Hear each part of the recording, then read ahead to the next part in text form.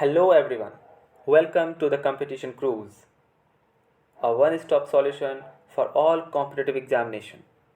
मेरा नाम है सौरभ और आज के एडिटोरियल सेशन में आप सभी का स्वागत है। मैं इस चैनल पे प्रतिदिन भारत के सबसे प्रोमिनेंट न्यूज़पेपर द हिंदू के एडिटोरियल्स को एनालाइज करता हूँ। मेरी कोशिश यह रहती है कि इंग्लिश की बेहतर समझ के साथ आप सभी के अंदर करंट अफेयर्स की बेहतर अंडरस्टैंडिंग भी डेवलप की जाए। आशा करता हूँ कि आप सभी इस सेशन से लाभान्वित होंगे। अपने मित्रों के साथ, अपने परिवारजनों के साथ हमारे इस चैनल को शेयर कीजिए ताकि अधिक से अधिक लोग इस चैनल से लाभान्वित हो सकें। हमारे चैनल का मोटो है बिलीव इन प्रोसेस, प्रक्रिया में विश्वास कीजिए, भविष्य निश्चित ही आपका होगा। आज के सेशन की शुरुआत करते हैं महान विचारक स्वामी विवेकानंद के एक मोटिवेशनल कोट के साथ। वो कहते हैं, everything is easy when you are busy but nothing is easy when you are lazy. सब कुछ आसान होता है जब आप व्यस्त होते हैं, जब आप अपने काम में लगे रहते हैं, और कुछ भी आसान नहीं होता अगर आप लेजी होते हैं, अगर आप आलस करते हैं। तो आलस्य को त्याग के चलिए अपना भविष्य सफल बनाते हैं। आज के एडिटोरियल का विषय है, एडिटोरियल का टाइटल है names and bonds on electoral bonds scheme, the supreme court and the state bank of India. हाल के समय में इलेक्टोरल बॉन्ड काफ़ी चर्चे में बना हुआ है। इसी पे आधारित ये एडिटोरियल है, आप लोग ध्यान दीजिए। The court did well to thwart SBI's attempt to delay details of electoral bond. Court ने अच्छा काम किया है कि उसने थ्वार्ट किया, उसने खारिज कर दी SBI के अटेम्प्ट को, SBI की कोशिश को कि वो इलेक्टोरल बॉन्ड्स की डिटेल्स को देने में जो डिले कर रही थी, देरी कर रही थी, उसे खारिज करके कोर्ट ने अच्छा काम किया है, ऐसा लेखक का कहना है। इलेक्टोरल बॉन्ड स्कीम के बारे में अभी हाल के समय में काफ़ी चर्चे में ये बना हुआ था। आप सभी लोग जानते होंगे कि इलेक्टोरल बॉन्ड स्कीम एक योजना थी जिसके जरिए सरकार ने नोटिफाई किया था फाइनेंस बिल 2017, जिसके अंतर्गत हम सभी लोग किसी भी पॉलिटिकल पार्टी को चंदा दे सकते थे। ये चंदा लेने की एक तरीका था जिसमें कि चंदा देने वाले की जानकारी गोपनीय रखी जाती थी, सिक्रेसी मेंटेन की जाती थी। ये योजना शुरू से ही कई सवालों के घेरे में था। हाल ही में 15 फरवरी को सुप्रीम कोर्ट ने इसे अनकॉन्स्टिट्यूशनल घोषित किया। तो जानते हैं कि सबसे पहले कि सुप्रीम कोर्ट है क्या। फिर हम लोग इसकी गहराइयों में उतरेंगे और इस एडिटोरियल को डिकोड करेंगे। Supreme court of India Bharat का सर्वोच्च न्यायालय, इसकी स्थापना इंडियन कॉन्स्टिट्यूशन के आर्टिकल 124 के तहत हुई थी। 1937 में यह स्थापित हुआ था संघीय न्यायालय के रूप में, लेकिन इसे पूर्ण शक्तियाँ 26 जनवरी 1950 को प्राप्त हुई, क्योंकि 26 जनवरी 1950 से पहले हम पूर्ण स्वतंत्रता नहीं हासिल कर सके थे। इस कारण से भारत की सर्वोच्च अपीलीय अथॉरिटी जो थी वह प्रिवी काउंसिल हुआ करती थी, जो अंग्रेजों के महारानी की काउंसिल थी। वर्तमान में सुप्रीम कोर्ट में जो स्ट्रेंथ है वह 33+1 है, यानी 33 सामान्य न्यायाधीश, सामान्य जजेस और 1 chief justice of India. Bharat के चीफ जस्टिस ऑफ इंडिया की शपथ ग्रहण का काम राष्ट्रपति करते हैं। इसके अलावा यह भी ध्यान देने वाली बात है कि भारत के न्यायपालिका का सर्वोच्च स्तंभ सुप्रीम कोर्ट ऑफ इंडिया ही है। एक और जानकारी आप लोगों को देता चलूं, हाल ही के समय में आर्टिकल 142 काफ़ी चर्चे में आया था, क्योंकि सुप्रीम कोर्ट ने अपने इस विशेषाधिकार का इस्तेमाल चंडीगढ़ में हुए मेयर इलेक्शंस के परिणामों को उलटने के लिए किया था। आप लोगों ने जानते होंगे कि चंडीगढ़ में मेयर इलेक्शंस में कुछ धांधली की गई थी वहाँ के पीठासीन पदाधिकारी के द्वारा। उस निर्णय को पलटने के लिए आर्टिकल 142 142 का इस्तेमाल किया था सुप्रीम कोर्ट ने।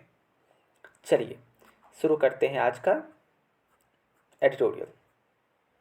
The Supreme Court's refusal to grant any further time to the State Bank of India to furnish details of those who purchased and parties that encashed electoral bonds since April 2019 has foiled an ill-advised attempt to seek postponement of the disclosure until after the general elections.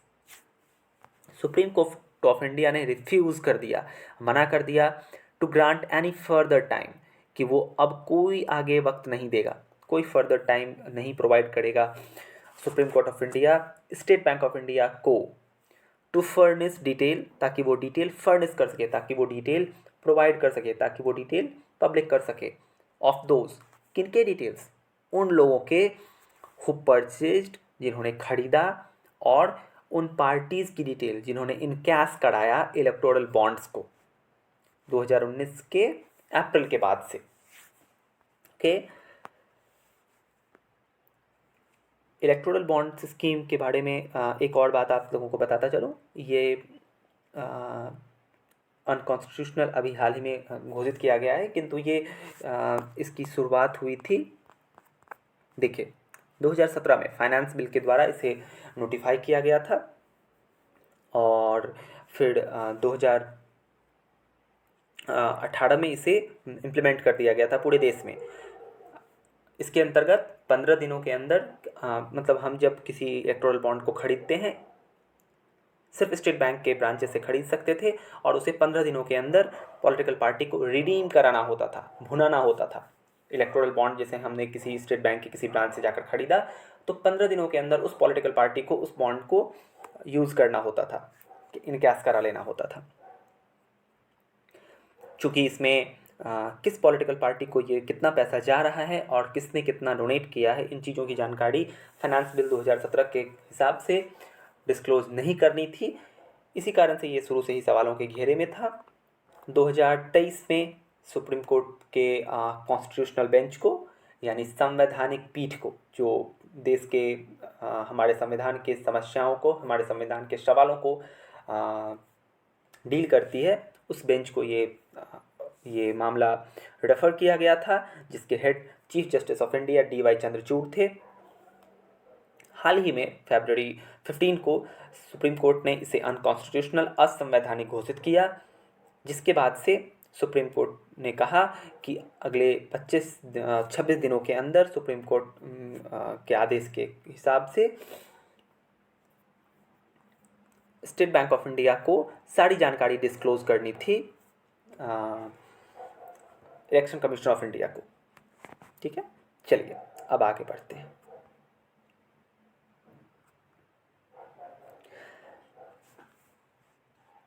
तो has foiled an ill advised attempt, तो ये एक बहुत ही बुरी सोच वाली कोशिश थी SBI की, कि वो पोस्टपोनमेंट चाह रहा था। वो चाहता था कि इसमें देरी की जाए, इस घटनाक्रम को, इस कार्यक्रम को पोस्टपोन कर दिया जाए, ये डिस्क्लोजर को, अनटिल, तब तक के लिए जब तक कि जनरल इलेक्शंस होने वाले थे। उन्होंने जून 30 तक का समय मांगा था स्टेट बैंक ऑफ इंडिया ने, कि हम जून 30 से पहले इलेक्टोरल बॉन्ड्स की डिटेल्स को इलेक्शन कमीशन ऑफ इंडिया को नहीं दे सकते, क्योंकि हमें वक्त लगेगा। तो सुप्रीम कोर्ट ऑफ इंडिया ने इस एप्लीकेशन को, इस प्ली को थ्वार्ट कर दिया, खारिज कर दिया, और 1 दिनों के अंदर स्टेट बैंक ऑफ इंडिया को ये निर्देश दिया है कि वो इलेक्शन कमीशन ऑफ इंडिया को सारी डिटेल्स सबमिट करें। चलिए आगे बढ़ते हैं। The SBI has now been asked to disclose to the election commission of India by the end of March 12 the names of the details of the purchasers of bond, the dates on which these were bought and denominations.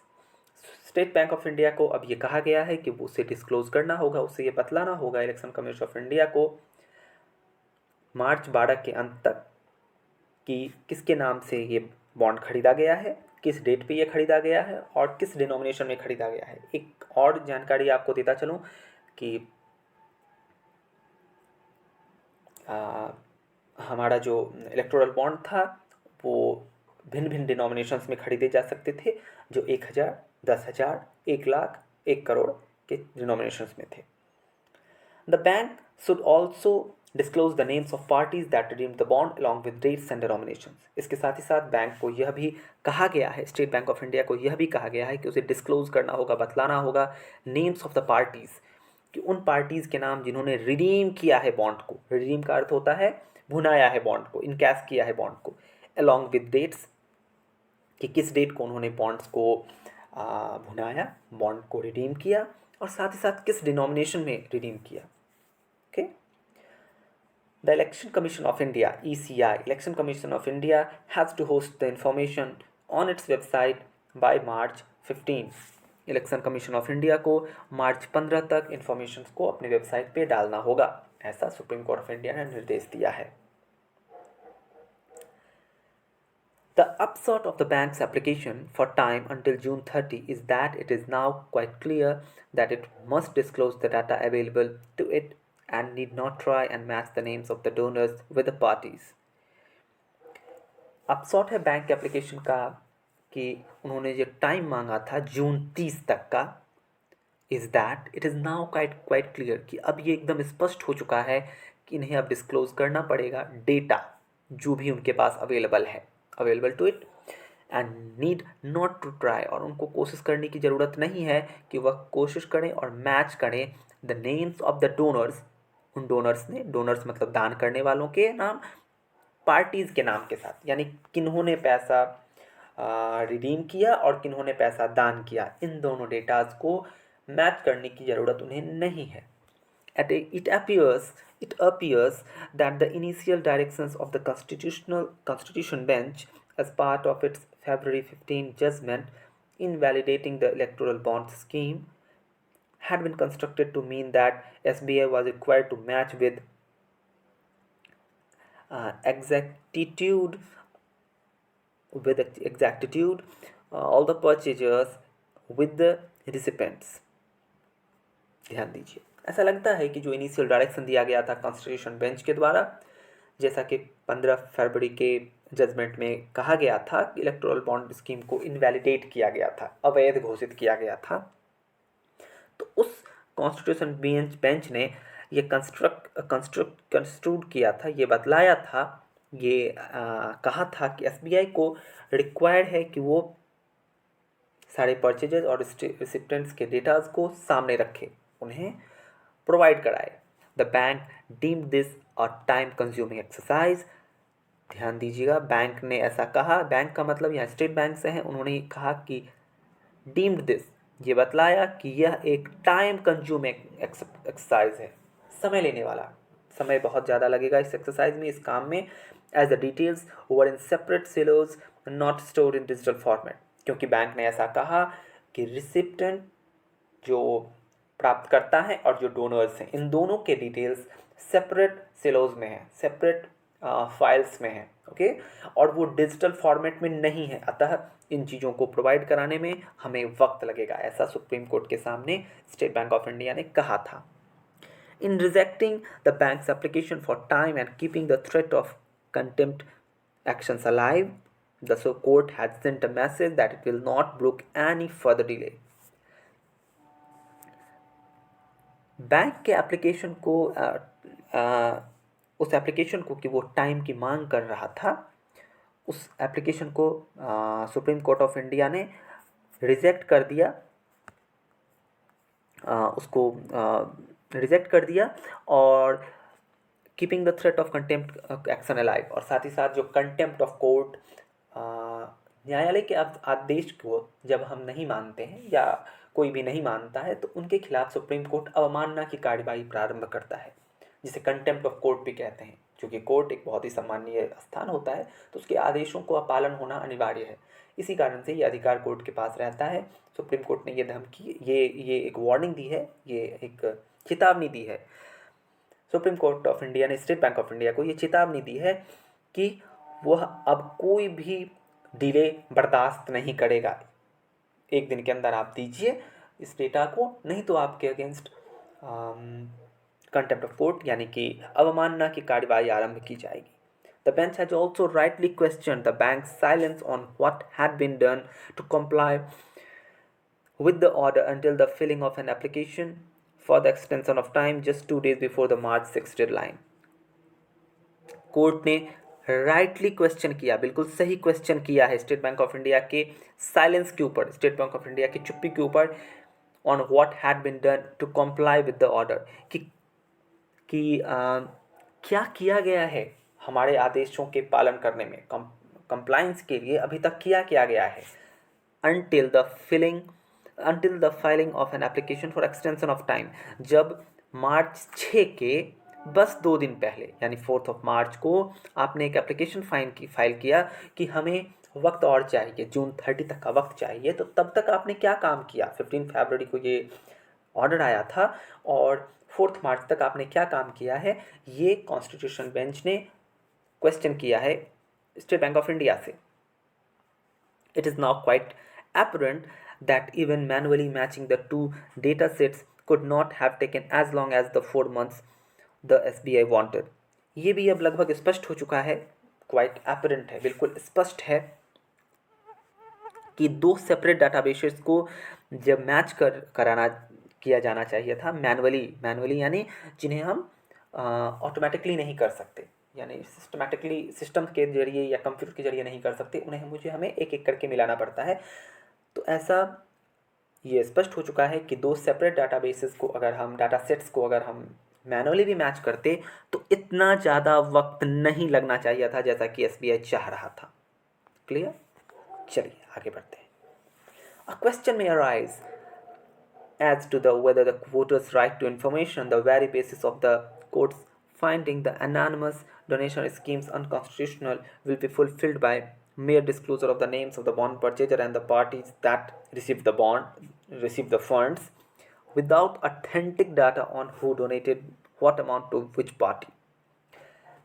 अब इसमें एक नया question raise होता है, एक नया question पैदा होता है कि क्या वोटर्स का जो राइट टू इन्फॉर्मेशन है, ध्यान दीजिएगा कि सुप्रीम कोर्ट ने जो इस स्कीम को अनकॉन्स्टिट्यूशनल घोषित किया था, असंवैधानिक घोषित किया था, ये राइट टू इन्फॉर्मेशन एक्ट के अंतर्गत न आने के कारण किया था। सबसे प्रमुख मुद्दा यही था कि सूचना का अधिकार, जिसके तहत हम सरकार या देश में किसी भी सार्वजनिक चीज़ों से जुड़ी हुई जानकारी हासिल कर सकते हैं, इलेक्टोरल बॉन्ड स्कीम उस योजना के अंतर्गत नहीं आता था, उस राइट के अंतर्गत नहीं आता था, इसीलिए इसे अनकॉन्स्टिट्यूशनल घोषित किया गया। तो अब क्वेश्चन ये पैदा होता है कि क्या वोटर्स का जो राइट टू इन्फॉर्मेशन है, जो कि बेसिस था, जो कि आधार था कोर्ट के इस आदेश का कि उन्होंने इस अनोनिमस डोनेशन स्कीम को, जिसमें हम अनामी डोनेशन कर सकते थे, उसे अनकॉन्स्टिट्यूशनल जो घोषित किया था, उसका जो वेरी बेसिस था, क्या वो फुलफिल होगा, क्या वो पूरा होगा जब मेयर डिस्क्लोजर यानी केवल डिस्क्लोजर दिया जाएगा names of the bond purchaser, कि बॉन्ड खरीदने वालों का नाम घोषित किया जाएगा और किस पार्टी ने रिसीव किया है फंड, ये घोषित किया जाएगा। सिर्फ इतना सा कहने से, इतना सा बतलाने से कि किसने बॉन्ड खरीदा है और किस पार्टी ने उसे भुनाया है, सिर्फ इतना डिस्क्लोज करने से क्या वोटर्स के राइट टू इन्फॉर्मेशन को प्रोटेक्ट किया जा सकता है? ये क्वेश्चन राइज होता है। Without authentic data on who donated what amount to which party, बिना इस ऑथेंटिक डेटा के, बिना इस विश्वसनीय डेटा के कि किस व्यक्ति ने किस पार्टी को कितना अमाउंट डोनेट किया है, किस व्यक्ति ने किस पार्टी को कितना अमाउंट डोनेट किया है, इसके ऑथेंटिक डेटा के बिना क्या voters right to information protect होगा? अब ये क्वेश्चन रेज होता है। चलिए आगे बढ़ते हैं। Given that the bonds have to be redeemed within 15 days window, it may still be possible for a diligent civil society to use the disclosure to match donors and parties based on the proximity between dates of purchase and redemption. यह देखते हुए कि bonds को redeem करने के लिए केवल 15 दिनों का विंडो होता है, यानी बॉन्ड्स अगर मैंने आज आप अंदाज़ा लगाइए उदाहरण के लिए कि मैंने 15 मार्च को ख़रीदा, तो 30 मार्च से पहले उसे भुनाया जाना चाहिए, रिडीम किया जाना चाहिए। तो 15 डेज विंडो होता है इसमें। तो ये पॉसिबल हो पाएगा हमारे सिविल सोसाइटीज़ के लिए, हमारे राइट टू इन्फॉर्मेशन एक्टिविस्ट्स के लिए, कि वो मैच करा पाएंगे डोनर्स के डेटा को और उन पार्टीज़ के डेटा को जिन्होंने उस 15 दिनों के अंदर रिडीम कराया है डिफरेंट सेट ऑफ बॉन्ड्स को। तो इन दोनों डेटाज को मैच करके एक अंदाज़ा लगा पाएंगे कि एक अंदाज़ा ढूंढ पाएंगे कि डेट ऑफ परचेज और रिडम्पशन के बीच में, यानी जिन्होंने भुनाया, जिन्होंने रिडीम किया और जिन्होंने परचेज किया, इन दोनों के बीच के रिलेशन को वो लोग अंदाज़ा लगाने की कोशिश ज़रूर करेंगे। The data may also help unravel whether corporate houses or individuals benefited from their donation to ruling parties at the center and in the states, or if the contributions were made in response to any threat of investigations and prosecution. ये data इस बात को भी unravel करने में, clear करने में, सामने लाने में हेल्प करेगा। ध्यान दीजिएगा, अनरावल करने में हेल्प करेगा कि क्या कॉरपोरेट हाउसेस, यानी बड़ी बड़ी कंपनियों के जो मालिक हैं, क्या कॉरपोरेट हाउसेस या फिर इंडिविजुअल्स ने, किसी बड़ी शक्ति ने, किसी बड़े उद्योगपति ने क्या फ़ायदा पहुंचाया है, क्या उन्होंने अब खुद को फ़ायदा लिया है कि अगर वो डोनेट कर रहे हैं फ्रॉम देयर डोनेशन, अगर वो डोनेट कर रहे हैं रूलिंग पार्टीज़ को, चाहे वो सेंटर में हो चाहे वो स्टेट में हो। जैसे हमारे उड़ीसा में बीजू जनता दल की सरकार है, तो या देश में बीजेपी की सरकार है, तो क्या ऐसा कोई कनेक्शन है कि किसी कॉरपोरेट हाउस ने या इंडिविजुअल ने अपने फ़ायदा के लिए डोनेट किया है उस पर्टिकुलर पार्टी को? और इफ़ द कंट्रीब्यूशन, और क्या ये कंट्रीब्यूशन जो है, क्या ये डोनेशन जो है, वर मेड इन रिस्पॉन्स, क्या वो इस रिस्पॉन्स में दिए गए हैं कि उन पर इन्वेस्टिगेशन या प्रोसिक्यूशन का थ्रेट था? कहीं ऐसा तो नहीं था कि उन्हें किसी पर्टिकुलर कंपनी को, मान लीजिए किसी ABC डायमंड कंपनी है, उसके ऊपर एक सरकार ने प्रोसिक्यूशन यानी केस करने की धमकी दी या जांच करने की धमकी दी, तो कहीं ऐसा तो नहीं है कि उन्होंने जो ये डोनेशन दिया है उस पर्टिकुलर पार्टी को, उस रूलिंग पार्टी को, वो इस चीज़ से डर के किया है, इस धमकी से डर के किया है? इस बात को पता करने में ये डेटा हेल्प करेगा। तो आशा करता हूँ कि आप सभी लोगों को ये एडिटोरियल अच्छा लगा होगा, आप लोग समझे होंगे इस एडिटोरियल की गहराइयों को, और इससे जुड़े हुए 5 महत्वपूर्ण शब्दावली, महत्वपूर्ण वोकैबुलरी मैं यहाँ दे रहा हूँ। आप सभी लोग इसका स्क्रीनशॉट ले लीजिए, कोशिश कीजिए कि इनसे जुड़े हुए वर्ड्स के ऊपर आप कुछ सेंटेंसेस बनाइए, क्योंकि सेंटेंसेस बनाने से हम सभी की अंडरस्टैंडिंग बेहतर होती है। रिडीम का मतलब होता है रिक्लेम करना, डिलीवर करना, भुनाना। ओके, जब हम किसी चीज़ के बारे में एक्यूरेट होने की कोशिश करते हैं, उसे हम एग्जैक्ट वर्ड से बना है। एग्जैक्टिट्यूड का मतलब होता है किसी चीज़ के बारे में जब हम एक्यूरेट होने की कोशिश करते हैं, परफेक्ट होने की कोशिश करते हैं। ब्रूक स्मॉल स्ट्रीम को कहते हैं, नदी से जो छोटे छोटे झरने होते हैं, छोटी बहती स्ट्रीम होती है, कोई छोटा स्ट्रीम, छोटी धारा, जलधारा, उसे ब्रूक कहते हैं। अनरावल का मतलब होता है किसी चीज़ को क्लियर करना, सामने लाना, डिस्क्लोज करना। ऑथेंटिक बहुत खूबसूरत वर्ड होता है। ऑथेंटिक का मतलब होता है विश्वसनीय, जेन्युइन, जो स्वाभाविक हो। यहाँ मैंने इलेक्टोरल बॉन्ड्स की जो घटनाक्रम रहा है उसे बेहतर ढंग से समझाया हुआ है कि 2017 में वो फाइनेंस बिल के जरिए सामने आया था। 2018 में जो महत्वपूर्ण है उन पर जरा आप ध्यान दे दीजिए।